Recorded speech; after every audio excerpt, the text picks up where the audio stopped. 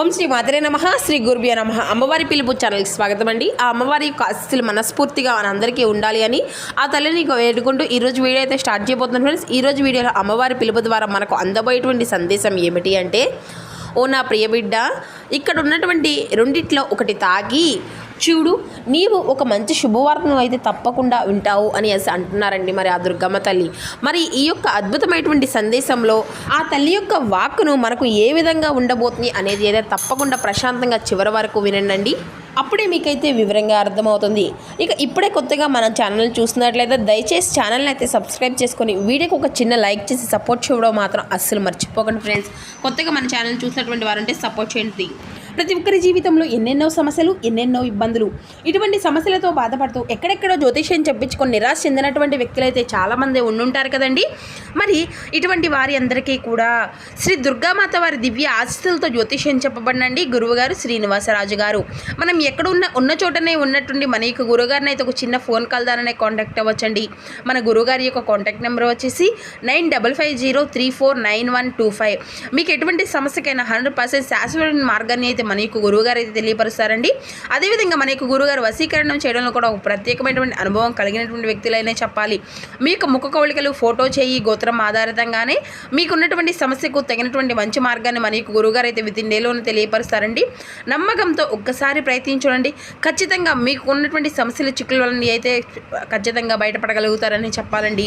మరి ఆ తల్లి యొక్క పాదాలు, అలాగే ఎంతో మహిమ కలిగినటువంటి ఆ యొక్క సింధూరం, ఈ రెండింటిలో కూడా ఏదో ఒక వస్తువునైతే మీ యొక్క మనసులో అనుకొని మీరు ఎటువంటి శుభవార్తను వినాలి అని చెప్పేసి మనస్ఫూర్తిగా ఆ తల్లిని అడుగుతున్నారో ఆ యొక్క శుభవార్తను నేను వినాలి, వినబోయేటువంటి ఒక మంచి సమయాన్ని నాకు ప్రసాదించమని చెప్పేసి మనస్ఫూర్తిగా ఒక్కసారి మనసులో తలుచుకోండి.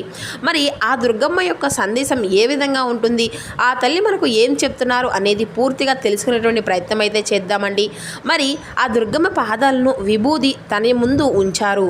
అయితే ఏదైనా కానీ మనసులో అనుకొని రెండిటిలో ఆ తల్లి యొక్క ఆశీర్వాదం ప్రసాదంగా భావించి ఆ తల్లి పాదాలు లేదంటే ఆ యొక్క మహిమ కలిగినటువంటి ఆ యొక్క సింధూరం ఏదో ఒకటి అయితే మీ యొక్క మనసులో అనుకున్నారు కదా. మరి ఈ విధంగా ఆ దుర్గమ్మ తల్లి అయితే మనకు చెప్తున్నారు. మొదటిగా ఎవరైతే ఈ రోజున ఆ యొక్క పాదాలను, ఆ తల్లి యొక్క పాదాలను మనసులో అనుకున్నారో వారికి ఆ తల్లి అందిస్తున్నటువంటి సందేశం, నీవు ఊహించినటువంటి ధనలాభం నీకు కలగబోతుంది. నీవు ఉద్యోగం పోగొట్టుకున్నావా, అయితే ఆ యొక్క ఉద్యోగానికి సంబంధించినటువంటి ప్రయత్నాలు తప్పకుండా నీకు జరుగుతాయి. ఆ ఉద్యోగము అనేది కూడాను నీవు కోరుకునేటువంటి అతి కొద్ది రోజుల్లోనే లేదంటే ఒక వారం రోజుల్లోనైనా కానీ మంచి ఉద్యోగం నీకు తప్పకుండా లభిస్తుంది. నీవు పడినటువంటి ఇబ్బందులు అన్నీ కూడాను నీకు దూరమైపోతాయి.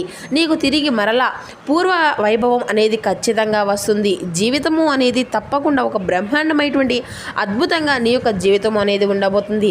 నీవు ఎంత మంచిగా అంటే ఎంతమంది అయినా కానీ చాలా రకాలుగా అక్కరకు చేసుకుంటూ ఉంటారు కదా. నీవైతే చేసుకోవాల్సినటువంటి ఆలోచనలు ఎదుటి వాళ్లకు ఏదైనా కానీ అంతా కూడా పంచుకుంటూ వస్తున్నారు. అందరి యొక్క అభివృద్ధిని నీవు కోరుకుంటున్నావు. కానీ నీ యొక్క అభివృద్ధిని చూసి నీవు బాగుపడుతూ ఉంటే చూసి నీ చుట్టూ ఉన్నటువంటి వారు చాలామంది నిన్ను హేళన చేసి అవమానిస్తూ ఉన్నారు. నీ యొక్క ఎదుగుదలను వారు చూసి అసూయపడుతూ ఉన్నారు. అయితే నీవు ఎన్ని రకాలుగా అవమానాలు పడ్డావో నాకు తెలుసు. ఎంతమంది దగ్గర నీవు చిన్నచూపుగా అంటే ఎన్ని రకాలుగా అవమానాలను, చిన్నచూపులను ఎదుర్కొంటూ వస్తున్నావో కూడా నాకు తెలుసు. నీవు ఎప్పుడూ కూడాను అందరినీ క్షమించేస్తూ ఉన్నావు. ఎదుటివారు బాగుండాలి అనేసి కోరుకుంటూ ఉంటావు. అందుకే ఈరోజు ఈ తల్లి నిన్ను ఉన్నతమైనటువంటి స్థాయికి చూపించాలి అనేసి, ఉంచాలి అనేసి నీ యొక్క మనసులో నిశ్చలంగా స్వీకరించబోయేటువంటి ఈ యొక్క శుభవార్తను నీకు అందివ్వబోతుంది. నీవు నీ యొక్క శ్రమ, నీ కష్టానికి ప్రతిఫలానికి అంటే నీ యొక్క కష్ట సమయంలో కూడా నిన్ను ఎప్పుడూ కూడాను బాధ పెట్టినటువంటి ఈ యొక్క కాలానికి నేను బహుమానాన్ని ఇవ్వబోతున్నాను. ఇబ్బందికరమైనటువంటి పరిస్థితులు ఏర్పడడం సహజమే. కాలం నీతో అలాగే నీ యొక్క కుటుంబంతో ఎన్నో రకాలుగా ఆటలాడుతుంది. అయితే నీవు ఒక మంచి స్థాయికి రావాలని చెప్పేసి ఆరాటపడుతున్నావు కదా. ఈ రోజుతో నీ యొక్క బాధలు అన్నీ కూడాను తొలగిపోతాయి. నీవు నీ మీద నమ్మకం ఉంచుకో. నా బిడ్డ కోసం నేను తప్పకుండా ఒక మంచి శుభవార్తను, ఒక మంచి అభివృద్ధిని, మంచి జీవితాన్ని అందివ్వబోతున్నాను. నీ యొక్క దాంపత్య జీవితం కూడా అద్భుతంగా ఉండబోతుంది.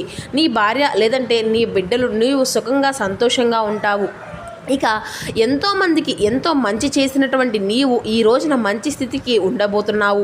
నీ కష్టానికి తగినటువంటి ఫలితం స్పందన అనేది కూడా తోడై నిన్ను ఈ సమాజంలో మరింత ఎక్కువగా ఉన్నతమైనటువంటి స్థానానికి అయితే తీసుకువెళ్తుంది.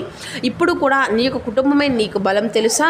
వారి యొక్క ఆప్యాయత అనురాగాలు, నీ మీద ఉన్నటువంటి వారికి ప్రేమ, నిన్ను మంచి స్థాయికి చేరుకునేటువంటి తాపత్రయంతో నీ కుటుంబం నీకు బలంగా మారింది. కాబట్టి అలాంటి కుటుంబాన్ని ఎప్పుడూ కూడా అసలు వదులుకోవద్దు. అలాగే ఆ యొక్క బలమే నీకు బలహీనతగా కూడా ఒక్కొక్కసారి కనిపిస్తుంది. అంటే నీ కుటుంబంలో చిన్న చిన్న గొడవలు, చిన్న చిన్న కోపాలు పెద్ద పెద్ద గొడవలకు దారితీస్తాయి. కాబట్టి కొంచెం జాగ్రత్తగా ఉండు.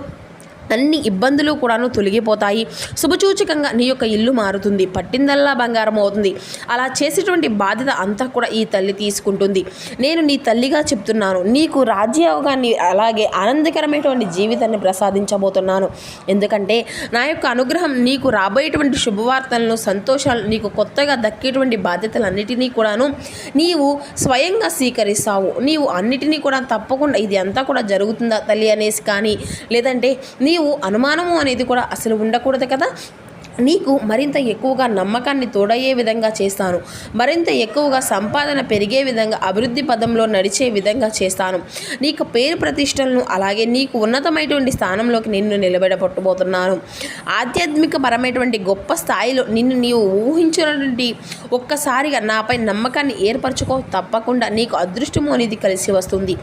నీవు భరించినంత బాధ ఇప్పటి వరకు మరెవరూ కూడా భరించలేరేమో అన్నట్లుగా చాలా రకాలుగా కష్టాలను ఎదుర్కొంటూ వస్తున్నావు. అయితే ఈ యొక్క అదృష్టము అనేది ఫలితాలను తారుమారు చేస్తుంది.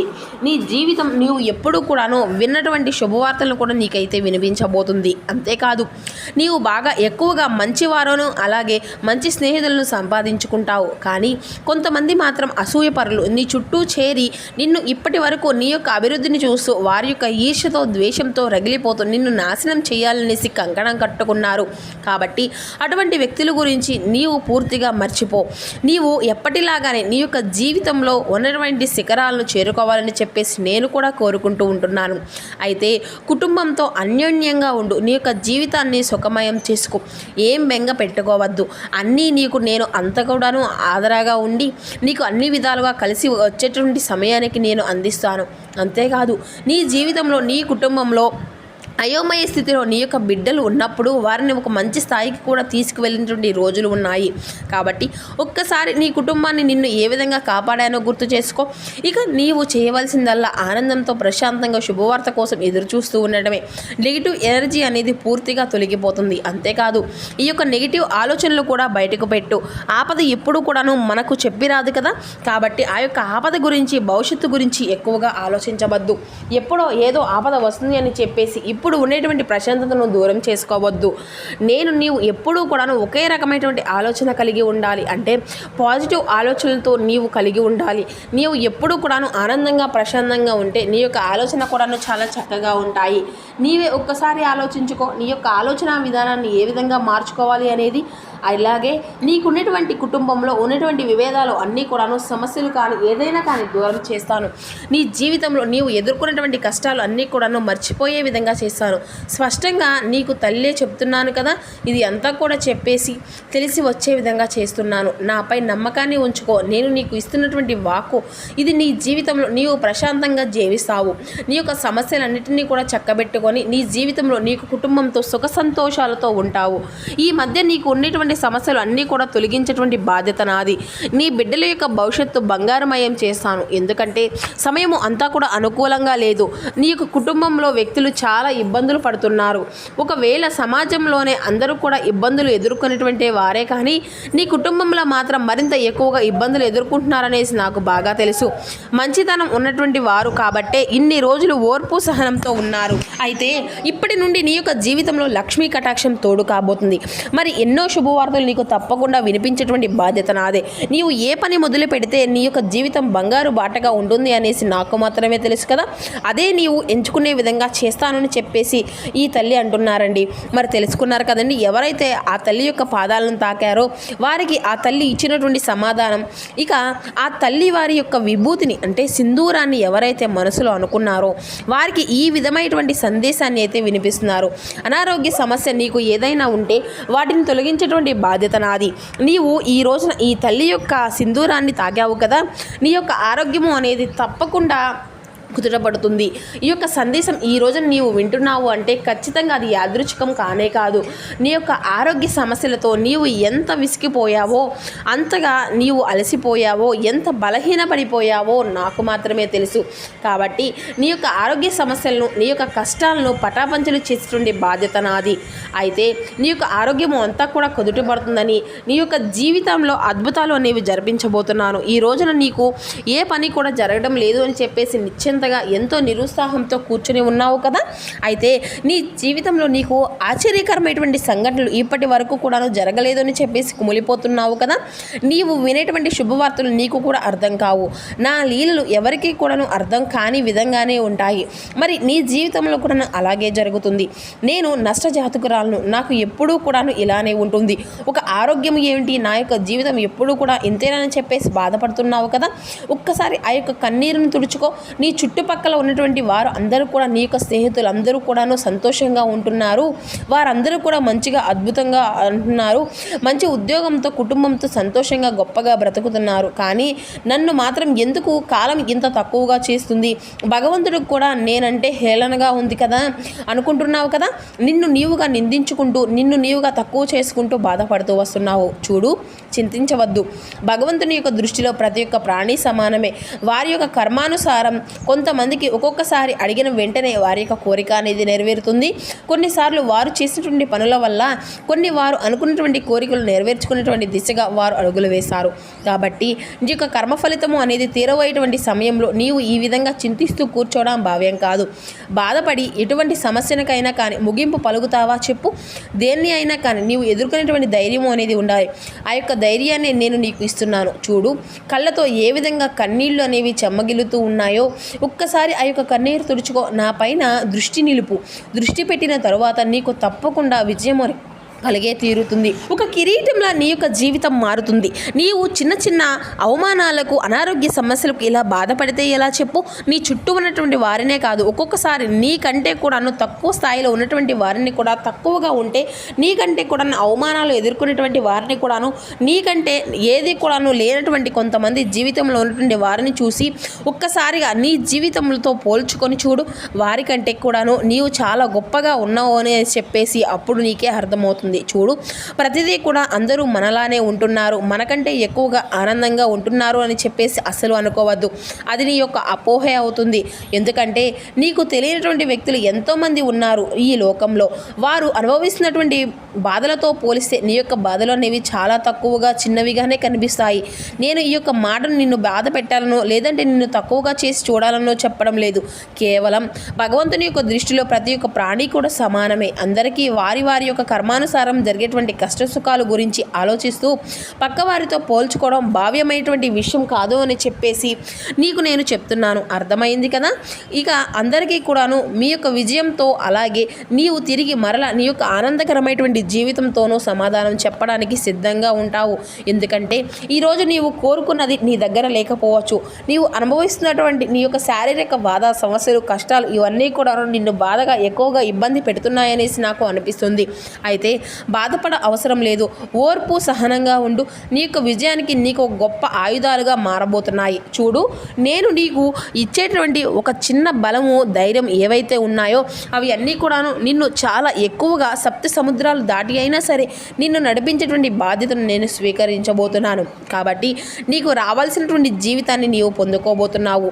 ఆనందకరమైనటువంటి ఈ యొక్క సమయంలో నీవు కంటి నిండా కూడాను కన్నీరు పెట్టుకోకుండా ఈ తల్లిని ప్రార్థించడం అయితే మంచిది కదా.